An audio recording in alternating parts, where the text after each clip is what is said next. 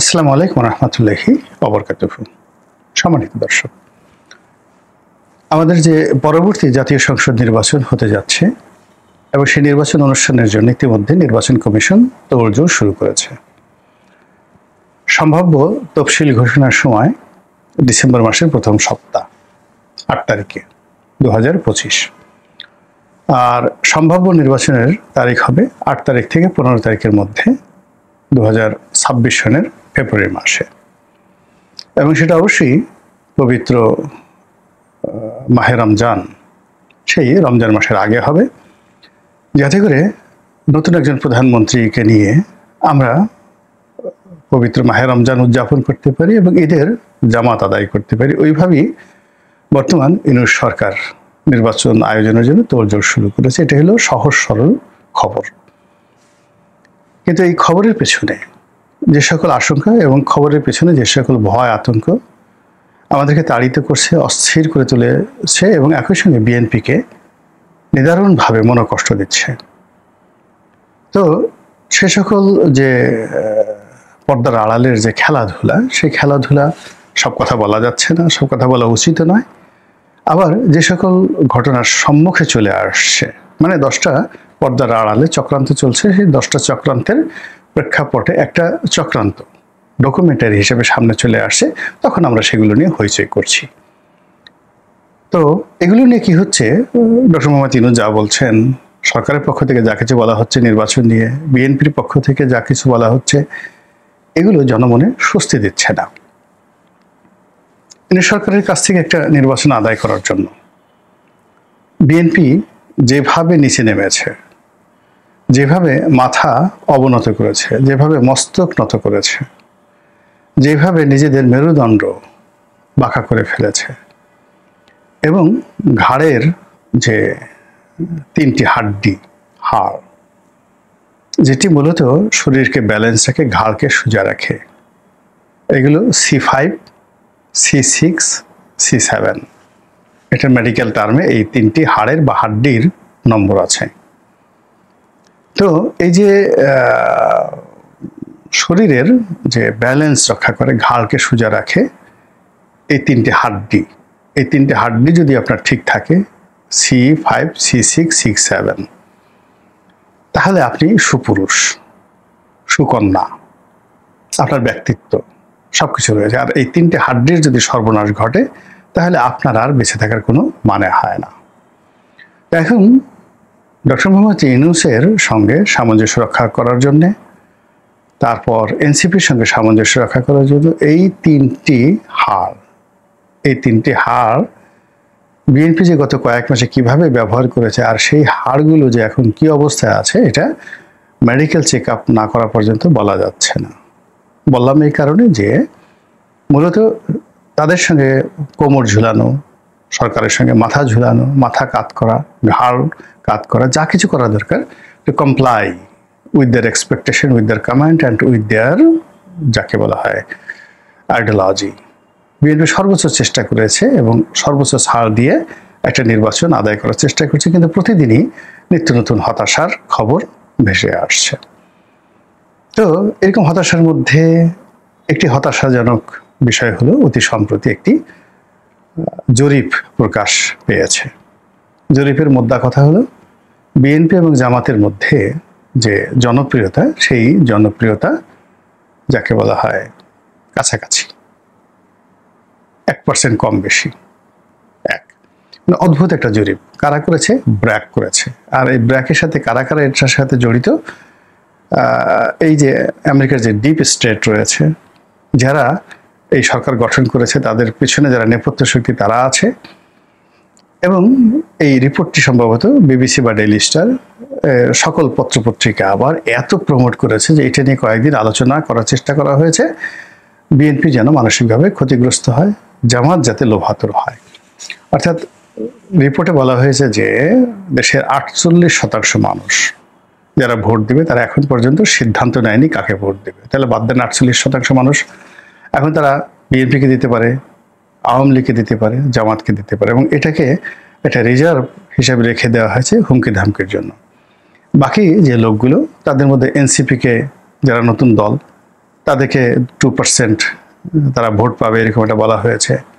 BNP এবং জামাত 10% বা 11%, অর্থাৎ 1% বেশি বিএনপি পাবে, এবং বিএনপির জনপ্রিয়তা গত 1 বছরের চেয়ে কমে গেছে ইত্যাদি নানা রকম কথাবার্তা বলে মোটামুটি এই যে জরিপের মাধ্যমে বিএনপিকে এবং জামাতকে মুখোমুখি দাঁড় করে দেওয়া হয়েছে। বিএনপিও যা, জামাতও তা, অর্থাৎ শক্তিমত্তার দিক থেকে তাদের মধ্যে 19-20 পার্থক্য রয়েছে।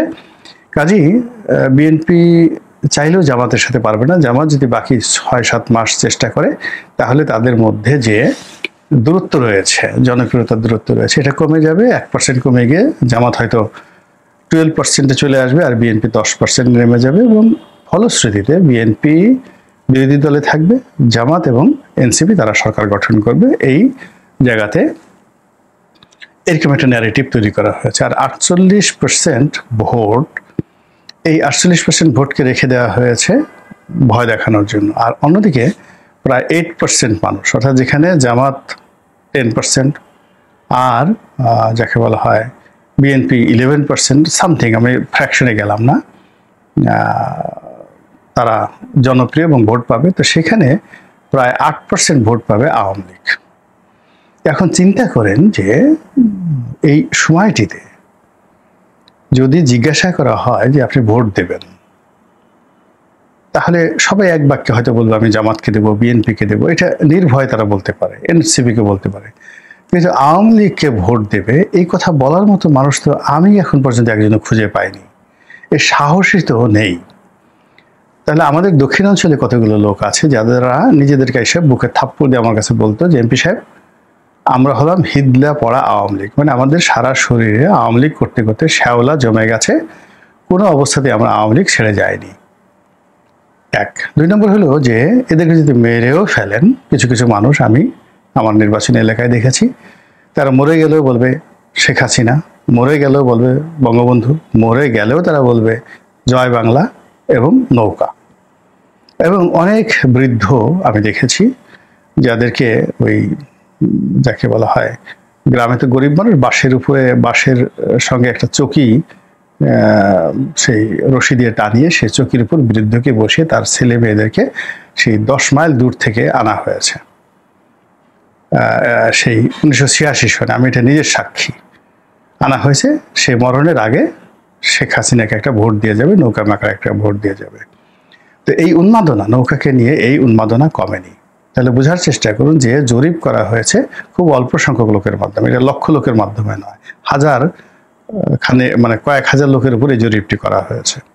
তো সেই কয়েক হাজার জরিপের মধ্যে শতকরা 8 জন লোক তারা এই বিপদের মধ্যে, মুসিবতের মধ্যে বলেছে তারা আওয়ামী লীগকে ভোট দেবে ডাইরেক্টলি।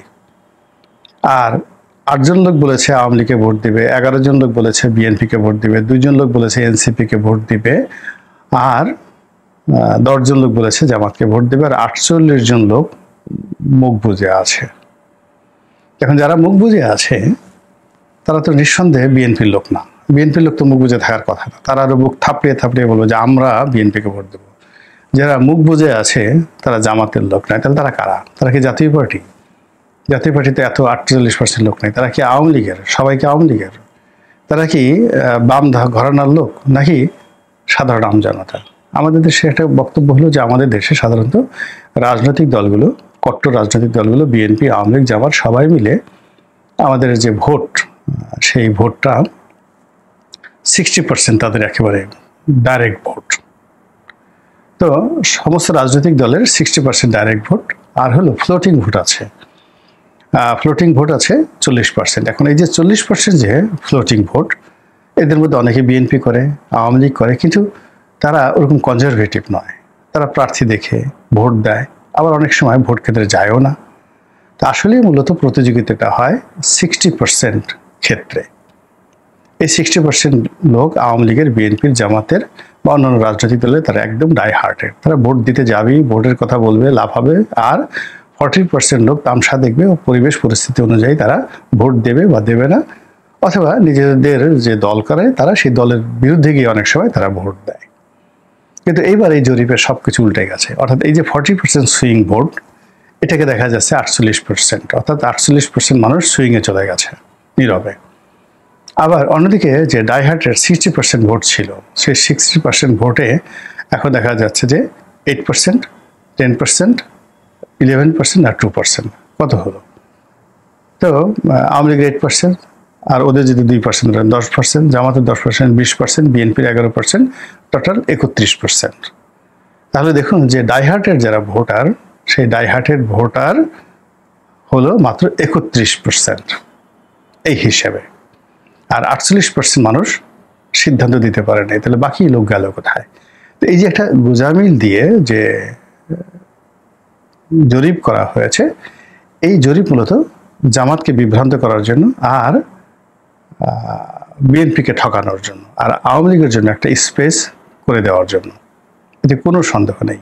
এক বিকল্প আছে, সেটা হলো ডক্টর মোহাম্মদ ইউনূসকে একটি স্পেস করে দেওয়ার জন্য ক্ষমতা দীর্ঘকাল থাকার ক্ষেত্রে। তারপরে আমেরিকান যেখানে যে পলিসিগুলো আছে সেগুলো বাস্তবায়ন করার জন্য হতে পারে, আর নির্বাচনটাকে অনিশ্চিত করার জন্য এবং এই নির্বাচনকে পিছিয়ে দেওয়ার জন্য, নির্বাচনের ব্যাপারে নানা রকম চক্রান্ত করার জন্য এরকম একটা জরিপ হতে পারে। দ্বিতীয়ত হলো এই জরিপ কারা করেছে? বলা হচ্ছে এই জরিপ করেছে ব্র্যাক। আচ্ছা, ব্র্যাক কেন জরিপ করবে?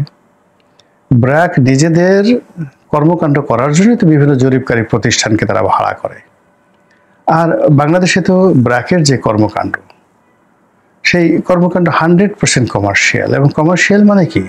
খুবই গার্মেন্টসের ওয়ার্কারদেরকে ঠকিয়ে যদি কোনো মালিক BMW মার্সিডিজ চালায়, ওটা যেভাবে সমালোচনা করে তার চাইতে, অর্থাৎ গার্মেন্টসের ওয়ার্কারদেরকে আবার লোন দিয়ে তাদের কাছ থেকে সুদ আদায় করে সেই সুদের উপরে ওই যে ব্র্যাকের যে টাওয়ার, 1000 কোটি টাকার ব্র্যাকের যে টাওয়ার, ওই যে 1000 কোটি টাকার যে ব্র্যাক ব্যাংক কিংবা আড়ং, সেই যা কিছু তাদের রয়েছে, তারা এখন পৃথিবীর সবচেয়ে বড় এনজিও।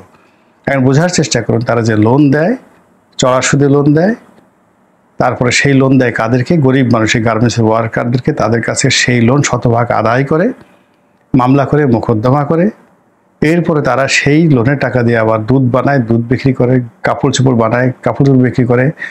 এবং মিল্ক ভিটা প্রান্তিক চাষিদেরকে বা প্রান্তিক চাষিদেরকে যেভাবে টাকা দেয়, এখন আড়ংয়ের যারা প্রান্তিক চাষি রয়েছেন, দুগ্ধ সরবরাহ করে, তারা কি টাকা দেয় এবং প্রাণের দুধের কোয়ালিটি আর মিল্ক ভিটার দুধের কোয়ালিটি আর ওদের কোয়ালিটি, কিংবা আফতাব মিল্ক এখন আছে কিনা জানি না, এটা আপনি যদি ল্যাবরেটরি টেস্ট করেন তাহলে আপনি আড়ংয়ের কাণ্ড কারখানা বুঝতে পারবেন।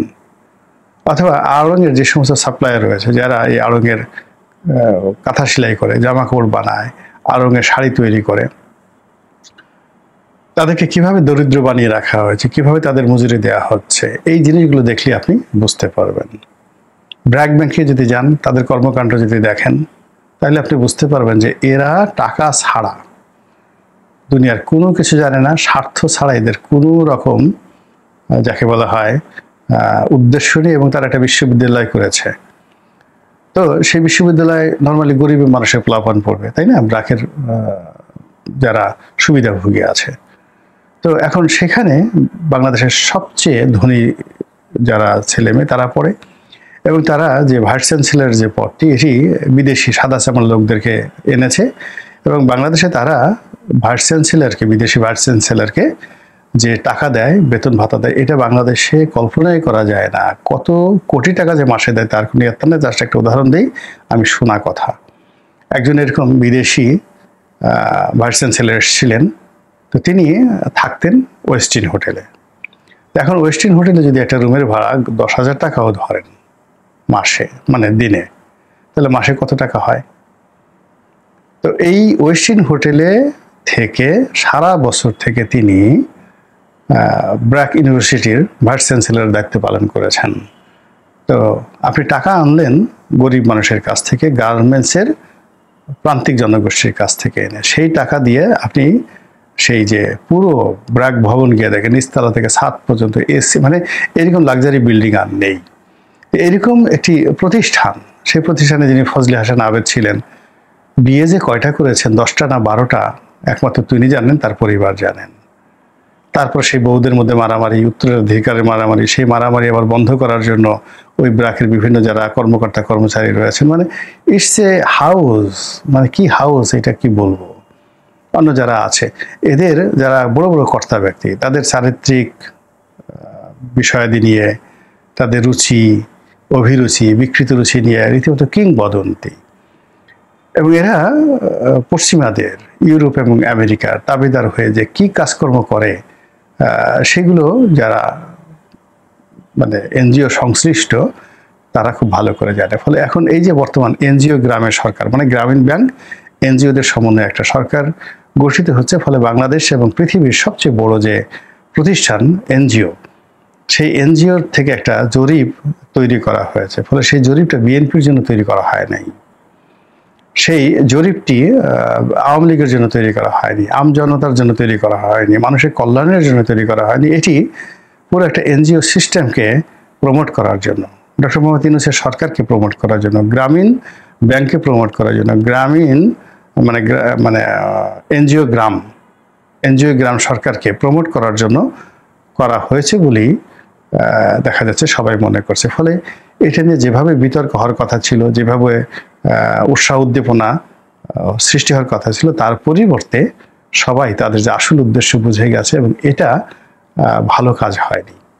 মহান আল্লাহ আমাদের সবাইকে হেদায়েত দান করুন এবং হেফাজত করুন। আসসালামু আলাইকুম ওয়া রাহমাতুল্লাহি ওয়া বারাকাতুহু।